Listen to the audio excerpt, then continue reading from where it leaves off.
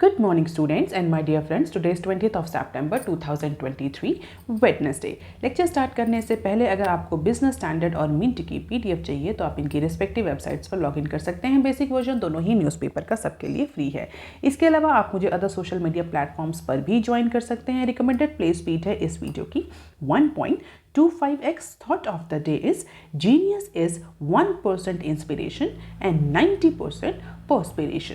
और आज के मिंट पेपर की अप्रॉक्सीमेटली 11 इंपॉर्टेंट न्यूज़ हेडलाइंस हैं, बिजनेस स्टैंडर्ड की 18 इंपॉर्टेंट न्यूज़ हेडलाइंस हैं और आज के डिस्कशन में हम 19 न्यूज़ आर्टिकल्स कवर करेंगे। तो जल्दी से स्टार्ट करते हैं आज का पहला आर्टिकल जो कि मिंट के पेज नंबर 1 पर दिया हुआ है और इसके ही साथ हम पेज नंबर 1 पर दिए हुए 2 और आर्टिकल्स भी कवर करेंगे जो कि सेम कंटेक्स्ट से रिलेटेड है। देख लेते हैं पहला आर्टिकल क्या है। India Canada ties in turmoil as rift grows. तो इंडिया और कनाडा के बीच में जो बायलैटरल टाइज हैं वो अपने लोएस्ट पॉइंट पर पहुंच गए हैं क्योंकि जून में जो खालिस्तानी लीडर हरदीप सिंह का जो किलिंग हुई थी उसके लिंक्स इंडिया से जोड़े जा रहे हैं। तो जो कैनेडियन प्राइम मिनिस्टर हैं उन्होंने ये क्लेम किया है कि there is a potential link between Indian government agent and killing of Khalistani leader. और उसी को लेकर के इंडिया ने इमीडिएटली ट्यूसडे को इस स्टेटमेंट को डिसमिस करते हुए जो कैनेडियन सीनियर डिप्लोमेट्स हैं उनको एक्सपोल कर दिया। हालांकि इससे पहले कनाडा में जो इंडिया के सीनियर डिप्लोमेट्स हैं उनको कैनेडियन गवर्नमेंट ने या प्राइम मिनिस्टर ने डिसमिस किया था। इसके बाद इंडिया ने टिट फॉर टैट अडॉप्ट करते हुए, रिटेलिएटरी मेजर्स को अडॉप्ट करते हुए सेम कंटेक्स्ट के लिए ही जो कैनेडियन सीनियर डिप्लोमेट्स हैं उनको इंडिया से एक्सपेल्ड कर दिया है। और ऐसा कहा जा रहा है कि जो कैनेडियन प्राइम मिनिस्टर हैं मिस्टर जस्टिन, उनके इस क्लेम से इंडिया और कनाडा के बीच में जो बायलैटरल रिलेशनशिप है ये आगे भी डेवलप होगी। इस पे बहुत बड़ा क्वेश्चन मार्क है क्योंकि ये जो स्टेटमेंट दिया है वहाँ के प्राइम मिनिस्टर ने, इसकी वजह से जो टाइज हैं, जो बायलैटरल रिलेशनशिप हैं, इनमें डैमेज ही होना है which are already at all the low over pro Khalistan activities in Canada. और ऐसा नहीं है कि खालिस्तान को लेकर के पहली बार कनाडा में इस तरह के मूवमेंट्स देखने को मिल रहे हैं। इससे पहले भी हमें सीरीज ऑफ एक्टिविटीज़ देखने को मिली हैं और कहीं ना कहीं इसमें कैनेडियन गवर्नमेंट का सपोर्ट भी रहता है। अगर हम बात करें तो जैसे एक रेफरेंडम भी हुआ था सेपरेट होमलैंड्स फॉर सिक्स के लिए। इसके बाद इंडियन डिप्लोमेट्स प्रमाइसेस को टारगेट भी किया गया था, वायलेंस भी इंसाइट किया गया था by against top Indian officials by these Khalistani protesters. तो इस तरह के कई सारे सीरीज ऑफ इवेंट हुए हैं और उनका इम्पैक्ट अब इंडिया और कनाडा की जो बायलैटरल रिलेशनशिप है उस पर भी विजिबल होने लगा है। और ये जो डैमेज हुआ है बायलैटरल रिलेशनशिप में, बायलैटरल टाइज में, इस कंटेक्स्ट में और ज़्यादा इम्पॉर्टेंट हो जाता है कि इंडिया और कनाडा इस समय फ्री ट्रेड एग्रीमेंट नेगोशिएट कर रहे हैं।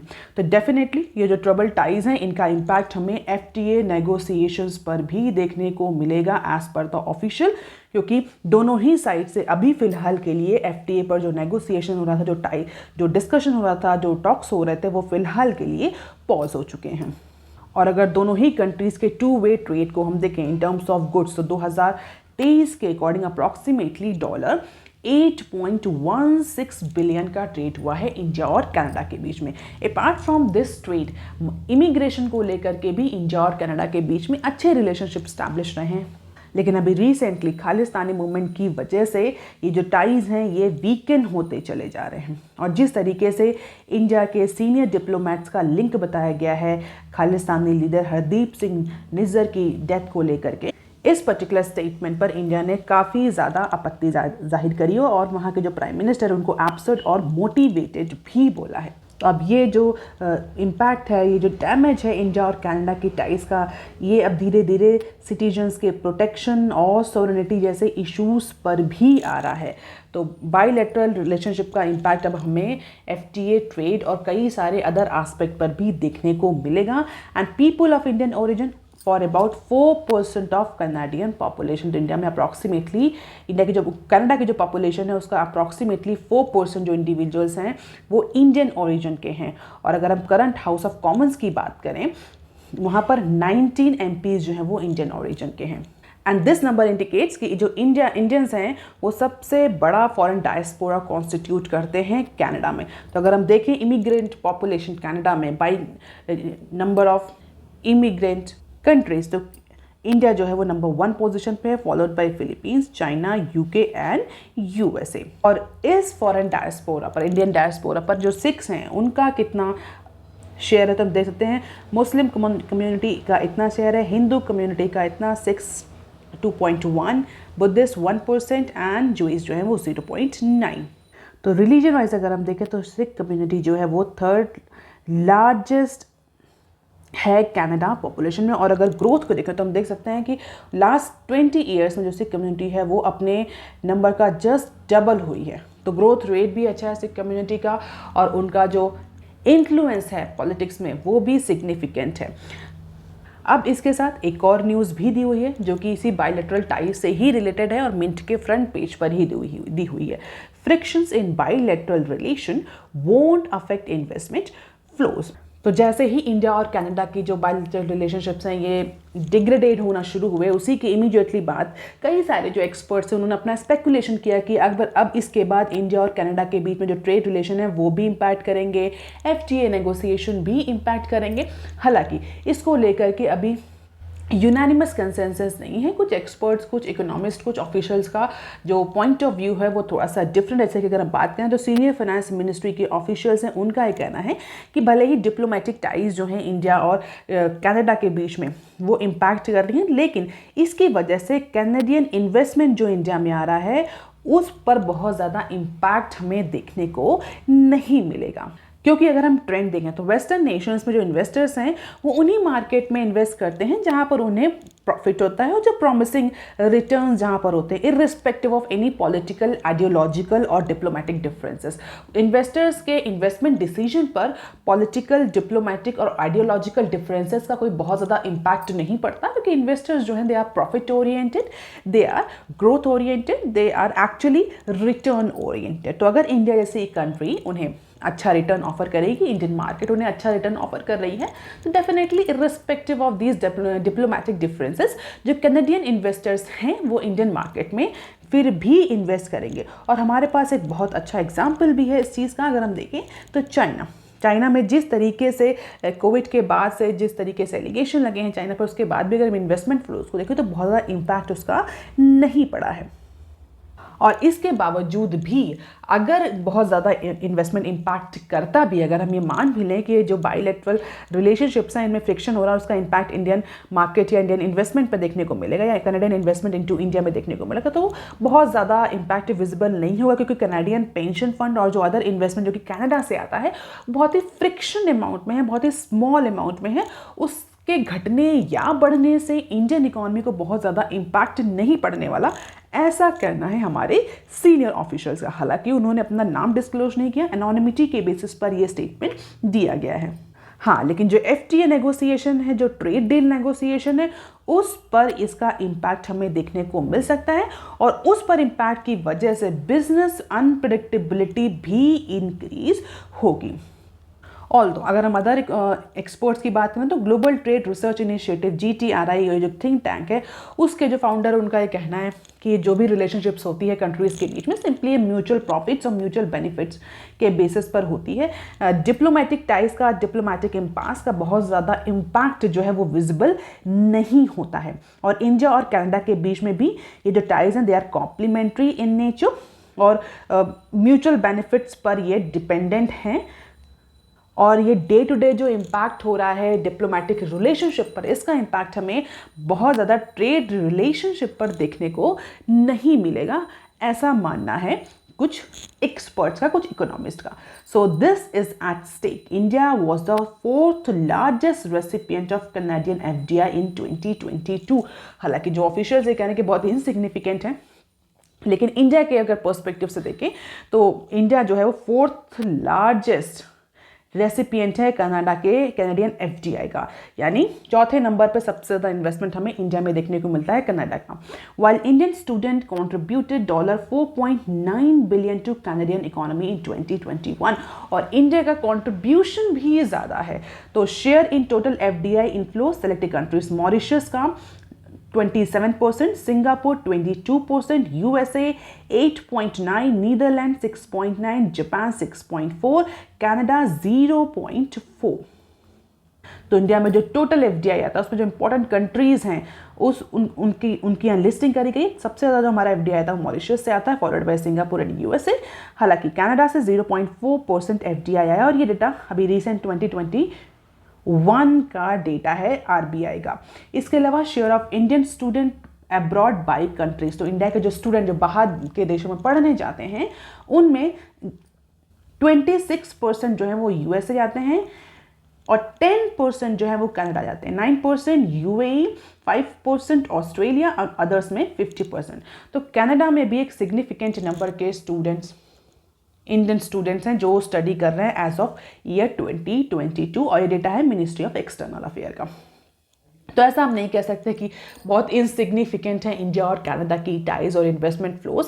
ये कहना है कि इम्पैक्ट नहीं पड़ेगा डिप्लोमेटिक का, ये भी कहीं ना कहीं एक क्वेश्चन मार्क वाला स्टेटमेंट है। अब देख लेते हैं नेक्स्ट क्लिप या नेक्स्ट आर्टिकल जो कि पेज नंबर 1 पर ही दिया हुआ है मिंट के और इसी कंटेक्स्ट से ही रिलेटेड है।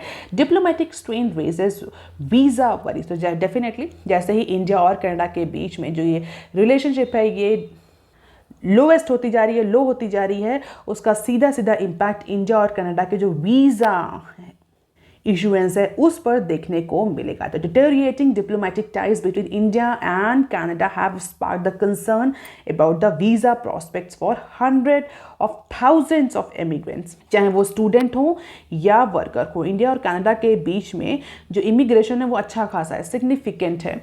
अब चूंकि बायलैटरल टाइज जो हैं वो डिग्रेड हो रही हैं तो डेफिनेटली ये माना जा रहा है या स्पेक्यूलेट किया जा रहा है कि हो सकता है इंडिया जो है वो कैनेडियन इंडिविजुअल्स को वीज़ा ना दे ईजली, कैनेडियंस जो हैं वो इंडियन स्टूडेंट्स को या वर्कर्स को कनाडा में इतना ईजली वीज़ा ना मिले। तो companies, universities, all these are in worrisome situation और स्क्रूटनी ऑफ एप्लीकेशंस जो है वो अब और ज़्यादा स्ट्रिंजेंट कर दिया गया है। तो हो सकता है आगे आने वाले टाइम में वीज़ा की जो कंडीशंस हैं वो और ज़्यादा हार्ड हो जाए या और ज़्यादा stringent हो जाए because of these diplomatic strain। अब देख लेते हैं article number 4 that is given on page number 1 of Mint paper। Government may buy tomatoes to help farmer as prices। अगर हम आज से करीब 1 महीने या 1.5 महीने पहले की बात देखें तो उस समय जो टमाटर के जो प्राइस थे वो बहुत ज़्यादा थे, जिसकी वजह से डोमेस्टिक मार्केट में जो इन्फ्लेशन थी वो बहुत इम्पैक्ट कर रही थी। सिर्फ टमाटर के प्राइस नहीं, अदर वेजिटेबल्स और फ्रूट्स के प्राइसेस भी स्काई शूट कर रहे थे। लेकिन अभी रिसेंटली हमें टमाटर के प्राइस में क्रैश देखने को मिला है। कुछ पार्ट्स, कंट्री के कुछ पार्ट्स में जो टमाटर के प्राइस हैं वो सिग्निफिकेंटली क्रैश कर गए हैं, बहुत ज़्यादा लो हो गए हैं, जिसकी वजह से अब गवर्नमेंट जो है वो फार्मर्स को प्रोटेक्ट करने के लिए कुछ इनिशिएटिव्स लेना चाह रही है। गवर्नमेंट फिलहाल के लिए ये कोशिश कर रही है कि जो क्रैश हुआ है टमाटो प्राइसेस में, जो टमाटर के प्राइस जो गिर रहे हैं उस पर्टिकुलर ड्यूरेशन में अब गवर्नमेंट टमाटर को परचेज कर सकती है डायरेक्टली फार्मर से, जिससे कि इस प्राइस फॉल का, इस प्राइस क्राइसिस का बहुत ज़्यादा इम्पैक्ट हमें फार्मर्स पर विजिबल ना हो। So the idea is to use the consumer affairs ministries price stabilisation fund, जो PSA फंड है कंज्यूमर अफेयर मिनिस्ट्री के पास, उस फंड को यूज़ करते हुए जो जनरली वेजिटेबल प्राइस के को कूल डाउन करने के लिए एंड वेजिटेबल इन्फ्लेशन को कूल डाउन करने के लिए यूज़ किया जाता है, उस पर्टिकुलर प्राइस स्टेबलाइजेशन फंड को यूज़ करते हुए गवर्नमेंट कई सारे फ्लडेड एरिया जहाँ पर बहुत ज़्यादा टमाटर की इस समय सप्लाई है या बहुत ज़्यादा टमाटर की अवेलेबिलिटी है, उन एरिया से गवर्नमेंट जो है वो टमाटर खरीद करके प्रोबेबली स्टॉक करेगी या ऐसे मार्केट में सेल करेगी जहां पर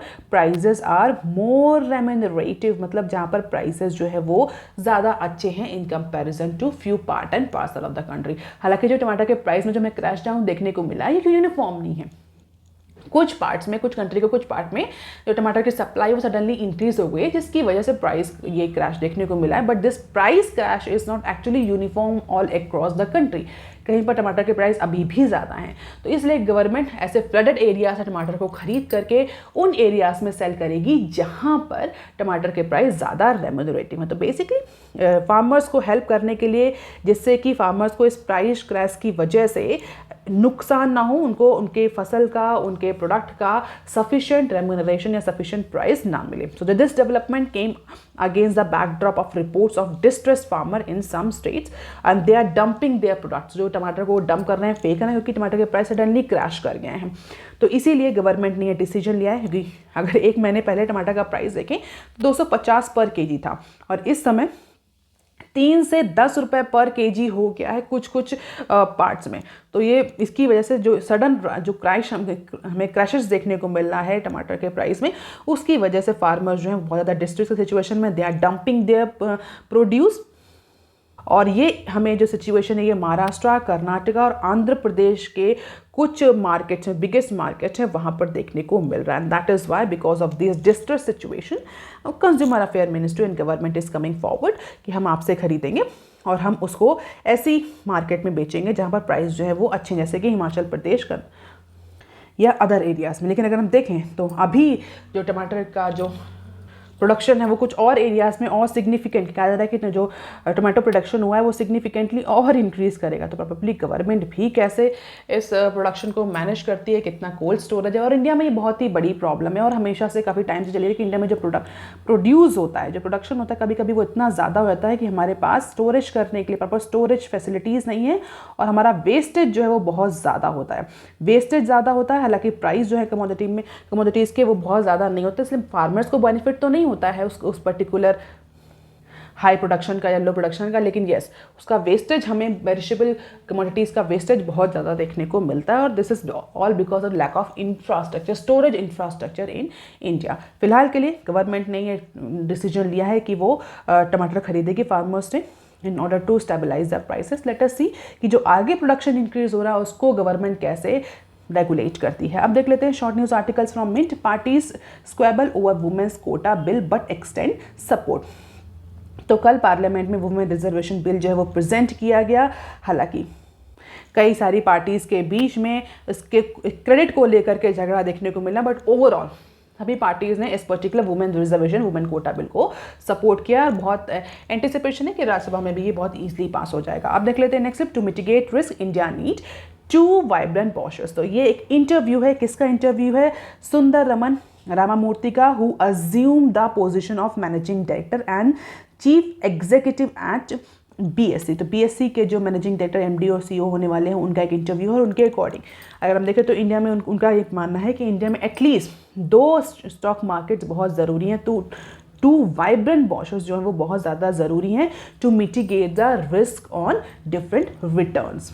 इसके अलावा रिटेल, फॉरेन और डोमेस्टिक इन्वेस्टर्स के पार्टिसिपेशन को इंक्रीज़ करने के लिए भी ये जो 2 स्टॉक्स मार्केट हैं वो बहुत ज़्यादा हेल्प करेंगे। तो बहुत ज़्यादा इंपॉर्टेंट कोई की पॉइंट नहीं है इंटरव्यू में। अगर आप थोड़ा सा इंटरेस्टेड हैं शेयर मार्केट में तो आप इसको देख सकते हैं। अब देख लेते हैं बिजनेस स्टैंडर्ड के आर्टिकल। बिजनेस स्टैंडर्ड का पहला आर्टिकल जो कि पेज नंबर 4 पर दिया हुआ है, और इसमें कई सारे आर्टिकल्स हैं जो इंडिया और कनाडा की जो बायलैटरल टाइज हैं उससे ही रिलेटेड हैं। हालांकि मिंट में हमने इस न्यूज़ को डिटेल में कवर किया है, लेकिन यहाँ हम इसमें बिजनेस स्टैंडर्ड में भी इसको देख लेते हैं। तो पहला आर्टिकल क्या है पेज नंबर 4 पर? Multi billion economic deals at risk if diplomatic rift widen. तो जिस तरीके से डिप्लोमेटिक टेंशन इंडिया और कनाडा के बीच में डेवलप हो रही है, ये अगर फर्दर इंटेंस करती है, फर्दर वाइडन होती है, तो इसका इम्पैक्ट हमें इकोनॉमिक रिलेशनशिप्स पर भी देखने को मिलेगा, ऐसा मानना है एक्सपर्ट्स का। हालांकि इमीडिएट कोई बहुत ज़्यादा इम्पैक्ट तो नहीं रहेगा। एक्सपर्ट का ये कहना है कि इमीडिएटली में कोई इकोनॉमिक टाइप से बहुत ज़्यादा इम्पैक्ट, ट्रेड रिलेशनशिप पे बहुत ज़्यादा इम्पैक्ट देखने को नहीं मिलेगा। लेकिन अगर ये डिप्लोमेटिक टेंशन वाइडन होती है आगे आने वाले टाइम में, तो definitely it is going to impact the economic ties and business ties between these 2 countries. और जो एफटीए को लेकर के जो नेगोशिएशन चल रहा था, जो ट्रेड डील को लेकर नेगोशिएशन चल रहा था दोनों कंट्रीज में, वो भी अर्ली स्टेज पर ही था। अभी फिलहाल पॉलिटिकल रीजंस की वजह से उसको होल्ड ऑन कर दिया गया है। अगर farmer WTO ambassador of India की बात करें, he said putting of the FTA talks would impact both side adversely. हालांकि कई सारे इकोनॉमिस्ट और एक्सपर्ट्स का कहना है कि दोनों ही कंट्रीज को ठीक से काम करना चाहिए, दोनों ही कंट्रीज़ को सोच समझ करके डिसीजन लेना चाहिए, क्योंकि अगर एक बार एफटीए का नेगोशिएशन स्टॉप होता है because of this political turmoil, तो इसका इम्पैक्ट दोनों ही कंट्रीज़ पर निगेटिव देखने को मिलेगा। तो फिलहाल के लिए यूनानिमस कंसेंसस नहीं है, लेकिन एक्सपर्ट्स का कहना है कि लॉन्ग टर्म में अगर डिप्लोमेटिक टेंशन ऐसे ही रहे तो इसका इम्पैक्ट हमें अदर एस्पेक्ट पर देखने को मिलेगा, लेकिन इमीडिएट कोई ऐसा शॉर्ट टर्म इम्पैक्ट नहीं है। With the share of total trade less than 1%, Canada was India's 35th largest trading partner during financial year 23। Approximately 8.16 billion का ट्रेड दोनों ही कंट्रीज के बीच में हुआ। तो कई सारे क्लेम किए जा रहे हैं डेटा को लेकर के, पुराना डेटा, नया डेटा पब्लिश किया जा रहा है, ग्रोथ का डेटा पब्लिश किया जा रहा है, और ये एनालाइज करने की कोशिश करी जा रही है कि अगर दोनों ही कंट्रीज के trade relation, economic relation impact करते हैं तो उसका इम्पैक्ट क्या पड़ेगा इंडिया पर और कनाडा पर। इंडिया का एक्सपोर्ट कनाडा में अप्रॉक्सीमेटली $4.11 बिलियन रहा है फाइनेंशियल ईयर 23 में। हालांकि ये 22 में इट वॉज $3.67 बिलियन। तो इंक्रीज हो रहा है ईयर बाय ईयर इंडिया का एक्सपोर्ट कनाडा में। लेकिन अगर शेयर के टर्म्स में देखें तो share of export to Canada with rest of the world is only 1%। तो इंडिया के केस में it is only 1% in comparison to rest of the countries. हालांकि जो मेजर कमोडिटीज़ हैं जो इन कनाडा हम एक्सपोर्ट करते हैं उनमें है medicine, garments, diamonds, chemical, James, jewellery, sea foods, engineering goods, rice and electrical equipments. तो अगर इम्पैक्ट करता भी है तो ये सेगमेंट या इसका एक्सपोर्ट जो है वो थोड़ा बहुत इम्पैक्ट करेगा, ऐसा मानना है एक्सपोर्ट का। तो this is a big picture, export in terms of dollar billion, import in terms of dollar billion, और दिस अप्रॉक्सीमेटली इक्वल चलता है इंडिया और कनाडा के बीच में जो एक्सपोर्ट इंपोर्ट है। बहुत ज़्यादा ट्रेड डिफरेंसेस नहीं है। हालांकि कुछ 1-2 साल पहले कुछ जो ट्रेड डिफरेंस था, जो ट्रेड डेफिसिट था, वो वाइडन हुआ था। लेटर ऑन ये इक्वल हो गया है। हालांकि उस ड्यूरेशन में भी इंडिया का पॉजिटिव ट्रेड बैलेंस था कनाडा के साथ में। And this is FDI equity inflow from Canada from April 2000 to June 2020। तो तो कितना FDI inflow आया है इंडिया में। तो डेफिनेटली ये डेटा आपको याद करने की जरूरत नहीं है। अब देख लेते हैं next step. For student not the time to give up on Canada dreams yet. जैसा कि अभी हमने डिस्कस किया कि जो वीज़ा के जो नॉर्म्स हैं वो स्ट्रिंजेंट हो सकते हैं, हार्ड किए जा सकते हैं because of this deteriorating diplomatic ties. लेकिन एक्सपर्ट का ये कहना है कि जो रैपिडली डिटोरिएशन हमें देखने को मिल रहा है, रैपिड डिटोरिएशन देखने को मिल रहा है डिप्लोमेटिक टाइज में इंडिया और कनाडा के बीच में, इसका अभी सीधा इम्पैक्ट हमें वीज़ा नॉर्म्स पर या इमिग्रेशन पॉलिसीज़ पर देखने को नहीं मिलेगा, स्पेशली ऐसे स्टूडेंट्स जो कि हायर स्टडीज़ के लिए जा रहे हैं। हालांकि जो एटीट्यूड है टुवर्ड्स इंडियन स्टूडेंट्स वो रैपिडली चेंज हो रहा है, ऐसा मानना है एक्सपर्ट का। लेकिन फ़िलहाल के लिए ये इस बात को लेकर के बहुत ज़्यादा डिफरेंसेस नहीं है ओपिनियन में कि इसका बहुत ज़्यादा इम्पैक्ट जो है वो इमिग्रेशन या वीज़ा पॉलिसी पर इमीडिएटली देखने को नहीं मिलेगा। तो ऐसे स्टूडेंट जो कि कनाडा जा कर के एजुकेशन लेना चाह रहे हैं तो they don't need to give up on their Canada dreams yet. अब देख लेते हैं next slip. 7th largest source of FPI inflow. तो अभी तक हमने FDI इनफ्लो की बात करी थी। अब हम ये देख लेते हैं कि कनाडा से कितना फॉरेन पोर्टफोलियो इन्वेस्टमेंट आता है इंडिया में। और जैसा कि अभी हमने पिछले कई सारे आर्टिकल्स में डिस्कस किया है कि अगर ये डिप्लोमेटिक टाइज जो हैं, अगर ये इनमें जो डिटोरिएशन है, इसमें जो लोएस्ट पॉइंट है, अगर ये रिकवर नहीं होता है तो लेटर ऑन लॉन्ग टर्म में हमें इसका impact economic ties, trade relation, investment relation पर देखने को मिलेगा। तो उसी को लेकर के ये एनालिसिस है। ऐसा कहा जा रहा है at present Canada is the 7th largest foreign portfolio investors into India। जितना भी फॉरेन पोर्टफोलियो इन्वेस्टमेंट इंडिया में आता है उसमें कनाडा 7th पोजीशन पर। इससे पहले US, Singapore, Luxembourg, Mauritius, island और UK जो है वो टॉप 6 कंट्रीज हैं जो सबसे ज़्यादा इंडिया में इन्वेस्टमेंट करते हैं इन सिक्योरिटी मार्केट।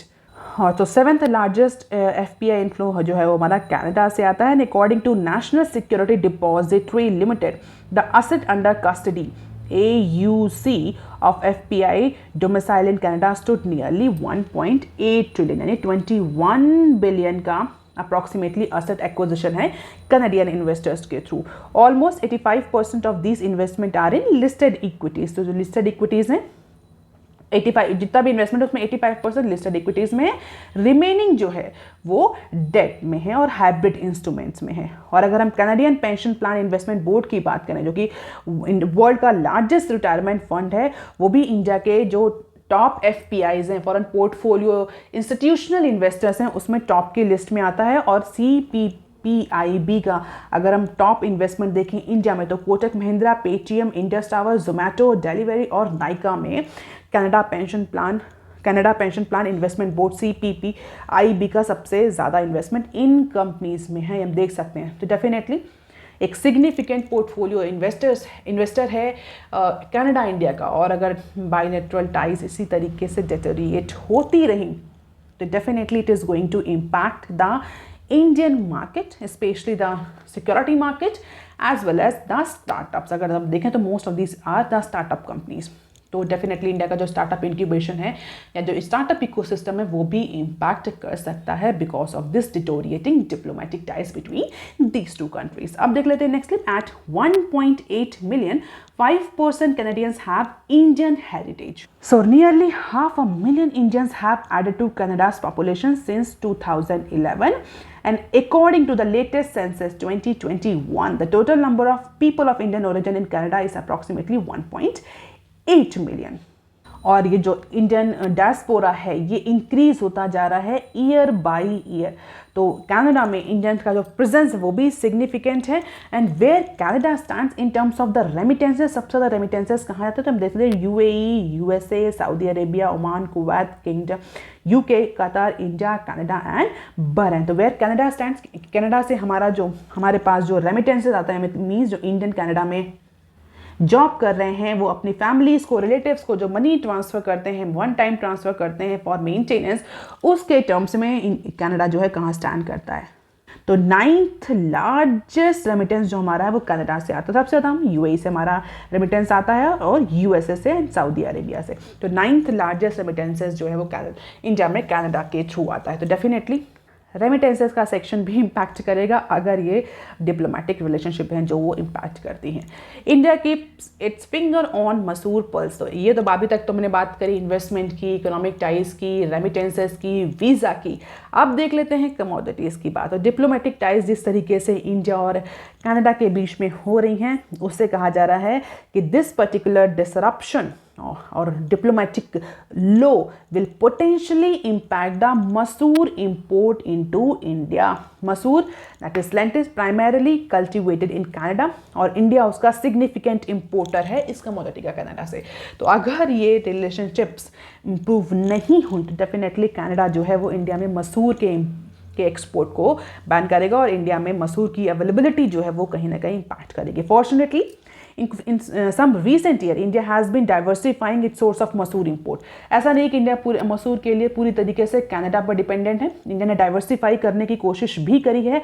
ऑस्ट्रेलिया से भी इंडिया ने मसूर इंपोर्ट करने के लिए कुछ मेजर्स लिए थे, लेकिन फिलहाल के लिए अगर हम अभी देखें तो Canada is one of the significant importing country जहाँ से हम मसूर इंपोर्ट करते हैं।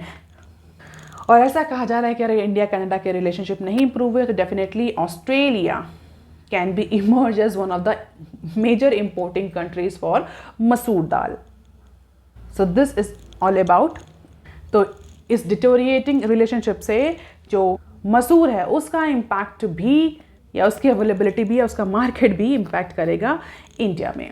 अब देख लेते हैं नेक्स्ट आर्टिकल जो कि बिजनेस स्टैंडर्ड के पेज नंबर 5 पर दिया हुआ और इस पेज पर भी जो आर्टिकल्स हैं वो एक ही कंटेक्स्ट से रिलेटेड है। रिसेंटली जो वुमेन रिजर्वेशन बिल प्रेजेंट किया गया है पार्लियामेंट में उसको लेकर के ये पूरा पेज डेडिकेटेड है, जहाँ पर ये बताया गया कि किस तरीके से वुमेन का रिप्रेजेंटेशन है into different section of society.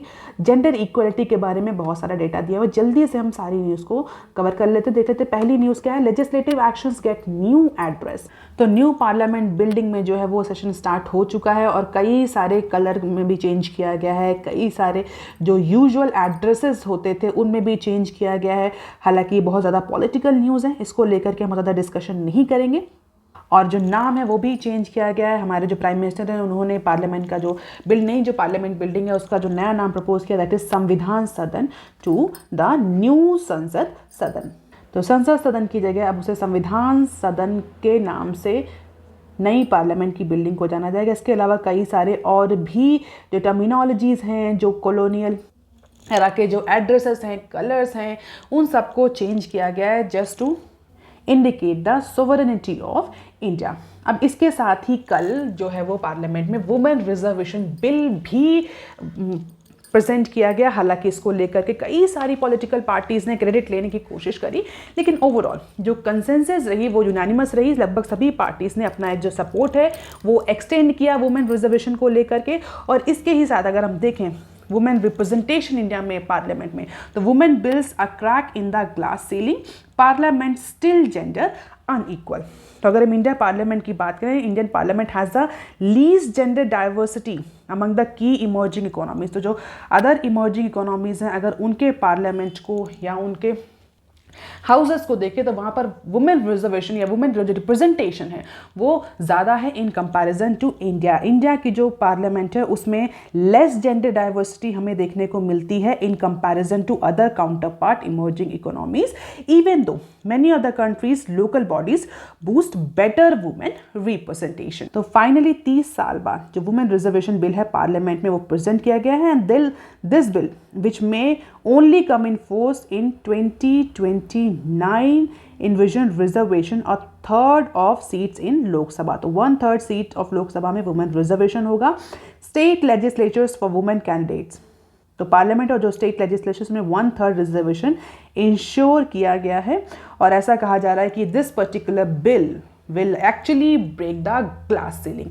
Glass ceiling का कंसेप्ट हमें कई बार वुमेन रिप्रेजेंटेशन वुमेन एम्पावरमेंट के डिस्कशन में देखने को मिलता है। ग्लास सीलिंग का मतलब अगर मैं सिंप्लीफाइड फॉर्म में मैं आपको बताऊं तो ग्लास सीलिंग एक तरह की सीलिंग होती है, एक तरह की लिमिट होती है, एक तरह की बाउंड्रीज होती है जिसके बियॉन्ड वुमेन को या वुमेन एम्प्लॉय को या वुमेन पार्लियामेंटेरियन को या किसी भी तरह के वुमेन वर्क फोर्स को उस पर्टिकुलर बाउंड्री से बाहर पर ऊपर या उसको क्रॉस करने के लिए उसको प्रमोशन नहीं देता, उसको प्रमोशन नहीं मिलता। अगर हम चाहे कंपनीज में भी देख लें तो अगर आप डेटा उठाकर देखें तो बहुत सारी कम कंपनीज ऐसी होंगी जहां पर आपको वुमेन जो है बोर्ड ऑफ डायरेक्टर्स में या सीईओ की पोजीशंस पर देखने को मिली थी। हालांकि ऐसी कोई इंटेंशनली कोई ऐसा लॉ या कोई ऐसा बिल नहीं है जो वुमेन को हायर पोजीशंस पर जाने से रोकता है, लेकिन हमारी सोसाइटी में जो मेंटालिटी है वो इस तरीके की है जिसकी वजह से वुमेन्स को हायर पोजीशंस पर पहुंच, चाहे वो पार्लियामेंट हो, चाहे वो कंपनी हो, चाहे वो गवर्नमेंट की कोई भी डिपार्टमेंट हो, वुमेन्स को हायर पोजीशन पर पहुंचने के लिए बहुत ज़्यादा ग्लास सीलिंग की बाउंड्रीज को क्रॉस करना पड़ता है, बहुत सारे चैलेंजेस फेस करने पड़ते हैं।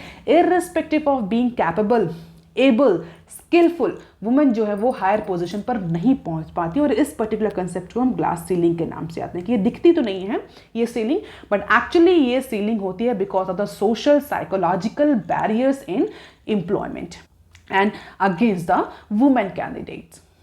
तो ऐसा कहना है कि कई सारे एक्सपर्ट का कि अभी भी इंडियन पार्लियामेंट जो है वो जेंडर अनइक्वल है, लेकिन जो ये बिल आया है women reservation definitely it will bring और it will break the glass ceiling for women parliamentarian in India. और अगर हम कंपैरिजन देखें तो इंडिया और जो अदर ब्रिक्स नेशन हैं उसके कंपैरिजन में इंडिया की जो परफॉर्मेंस है इन terms of women share in houses, whether it is a lower chamber और अपर चैम्बर, तो डेफिनेटली वो बहुत कम है। Russia, Brazil, China, US, UK, south Africa are performing better than us. Less than a fifth of Lok Sabha seats are actually constituted or held by the women parliamentarians and more women in local governance. हालांकि local governance में अगर हम देखें तो local governance में women representation है वो अच्छा है, स्पेशली पंचायत राज जो इंस्टीट्यूशंस हैं उनमें। टॉप 5 जो स्टेट्स हैं जहाँ पर पंचायत राज इंस्टीट्यूशन में वुमेन रिप्रेजेंटेशन सबसे हाई है वो है उत्तराखंड, छत्तीसगढ़, आसाम, महाराष्ट्र एंड तमिलनाडु। बॉटम जो 5 स्टेट्स हैं जहाँ पर वुमेन रिप्रेजेंटेशन पंचायत राज इंस्टीट्यूशन में लोएस्ट है वो स्टेट्स हैं अंडमान निकोबार, उत्तर प्रदेश, जम्मू एंड कश्मीर, दादरा नगर हवेली और लद्दाख। अब देख लेते हैं नेक्स्ट, वो भी इसी से रिलेटेड है। Violence dowry cases at NCW rising 30K last year. तो भले ही वुमेन रिजर्वेशन को लेकर के, वुमेन सिक्योरिटी को लेकर के, वुमेन सेफ्टी को लेकर के कितने भी लॉज आ रहे हैं, कितने भी रेगुलेशन आ रहे हैं, लेकिन इंप्लीमेंटेशन हमेशा क्वेश्चन मार्क में रहता है, और ये कहीं ना कहीं हमारे NCW के डेटा से रिफ्लेक्ट हो ही रहा है। NCW national commission for women. तो अगर नेशनल कमीशन ऑफ वुमेन का डेटा देखें तो cases for violence, dowry and other female और gender specific crimes are actually increasing, or they are increasing during the last 2 years. There have been approximately 30K complaints to the NCW annually. तो women's के against जो dowry cases है, violence के case हैं, वो भी increase हो रहे हैं irrespective of increasing women participation in different sector. अब देख लेते हैं next clip. Share of women in workforce going from bad to worse. भले ही वुमेन पार्टिसिपेशन अलग अलग सेक्टर में इंक्रीज हो रहा है, लेकिन अगर हम इंटेंसिटी की बात करें तो वुमेन पार्टिसिपेशन जो है वो सेक्टर्स में जिन वुमेन पहले से ही इन्वॉल्व हैं जिस एम्प्लॉयमेंट में, जिस सेक्टर में, उनमें पार्टिसिपेशन जो है वो धीरे धीरे डिक्रीज हो रहा है। It is going back to worse irrespective of lot of efforts that has been taken by government to increase the women participation. लेकिन अगर लेबर फोर्स में देखें, लेबर फोर्स पार्टिसिपेशन में देखें तो वुमेन का जो रिप्रेजेंटेशन है वो धीरे धीरे कम हो रहा है। स्पेशली अगर हम अर्बन एरिया का डेटा देखें तो female labour participation rate in terms of percentage 2016 में इट वॉज 15.09%, 2023 में it has reach up to 9.7। You can see, जबकि गवर्नमेंट इतने सारे स्कीम्स ला रही है वुमेन एम्प्लॉयज़ के लिए और वुमेन पार्टिसिपेशन को, वुमेन लेबर फोर्स को इंक्रीज़ करने के लिए, लेकिन उसका इम्पैक्ट जो है वो बहुत ज़्यादा विजिबल नहीं हो रहा है। और lowest female labour participation rate इन G20 females labour force participation, तो अगर हम देखें तो इंडिया में जो फीमेल लेबर फोर्स पार्टिसिपेशन है वो G20 कंट्रीज़ के कम में सबसे लोएस्ट है। जो G20 कंट्रीज़ हैं, Australia, China, Canada, US, UK, Germany, Russia, republic of Korea, Japan, Brazil, Indonesia, France, European Union, Argentina, South Africa, Mexico, Italy, Turkey, इन सब में सबसे लोएस्ट G20 में लोएस्ट पोजीशन पर इंडिया है। तो इंडिया में जो फीमेल लेबर पार्टिसिपेशन रेट है वो ईयर बाय ईयर डिक्रीज हो रहा है इंस्टेड ऑफ इंक्रीजिंग। और भले ही गवर्नमेंट कितने सारे मेजर्स ले क्यों ना रही हो, लेकिन उसका इम्पैक्ट तो बहुत ज़्यादा विजिबल नहीं हो रहा है। अब इसके रीजंस कई सारे हो सकते हैं, अगर हम डिस्कस करें तो कई सारे रीज़न हो सकते हैं। फिलहाल के लिए अगर हम रीजन डिस्कस करने जाएंगे तो इस जो डिस्कशन है आज का जो वीडियो है वो बहुत लंबा हो जाएगा।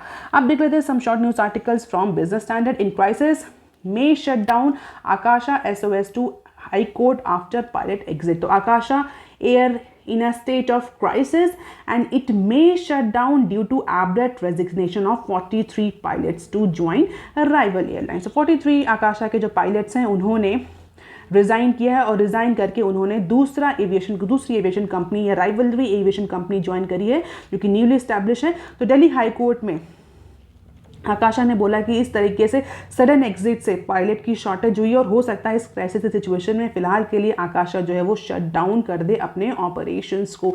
तो sudden exit of these pilots who did not serve their mandatory notice period of 6 months और 1 year have forced the carrier to cancel 24 flights per day. और अगर यही सिचुएशन रही और अगर पायलट की जो वर्क फोर्स है उसको वापस से रिफिल नहीं किया जा सका तो डेफिनेटली आकाशा में शट देयर ऑपरेशन, ऐसा आकाशा ने हाई कोर्ट में बोला है। अब देख लेते हैं next clip. Government introduce women's quota bill in Lok Sabha, ये हम कई बार डिस्कस कर चुके हैं आज के एनालिसिस में। अब देख लेते हैं next clip. EV sale zoom past 1 million in 2023।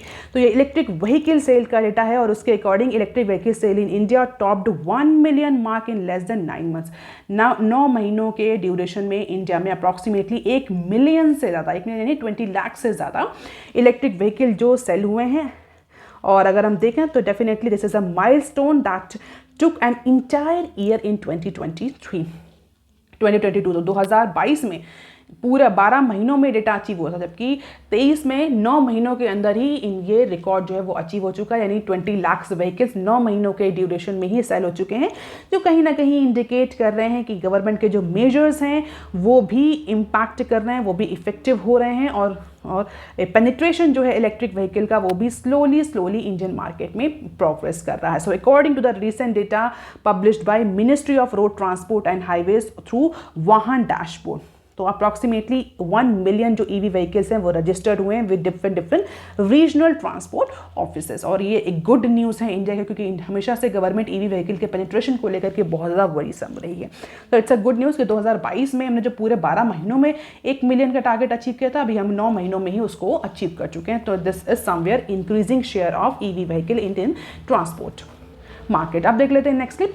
MSME not linked with e-commerce platform at risk. तो माइक्रो स्मॉल और मीडियम इंटरप्राइजेस, जिसको हम शॉर्ट फॉर्म में MSME बोलते हैं, that are unable to integrate with the e-commerce platform may find it increasingly difficult to access the market.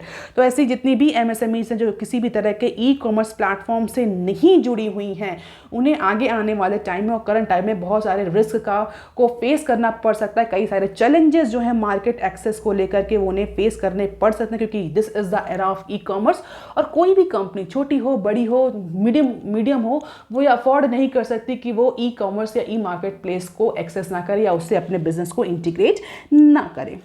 तो एक latest study हुई है by Indian council for research on international economic relation ICRIER, जिसका title है annual survey of MSME in India leveraging e commerce for growth of MSME। तो इस study ने पाया है कि MSME कितनी इंटीग्रेटेड हैं ई कॉमर्स से, ये हम देख सकते हैं, और कितनी नहीं है, और जो नहीं है वो किस तरीके के रिस्क फेस कर रही हैं और आगे फेस करेंगी, और किस तरीके से उनकी ग्रोथ जो है वो इम्पैक्ट करेगी, और वो उनके लिए सर्वाइवल बहुत बड़ा चैलेंज हो जाएगा। तो if you are interested, you can read this news in detail. That is all for today, students. Please like, share and subscribe. Thank you. Have a nice day.